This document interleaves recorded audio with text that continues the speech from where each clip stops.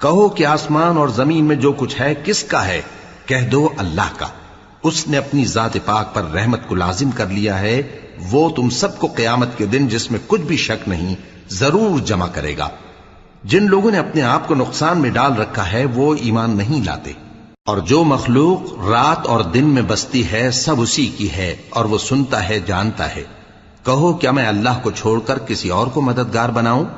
کہ وہی تو آسمانوں اور زمین کا پیدا کرنے والا ہے، اور وہی سب کو کھانا دیتا ہے اور خود کسی سے کھانا نہیں لیتا۔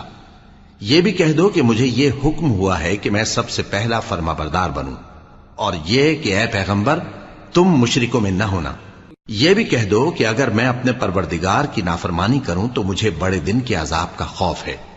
جس شخص سے اس روز عذاب ٹال دیا گیا اس پر اللہ نے بڑی مہربانی فرمائی، اور یہی کھلی کامیابی ہے۔ اور اگر اللہ تم کو کوئی سختی پہنچائے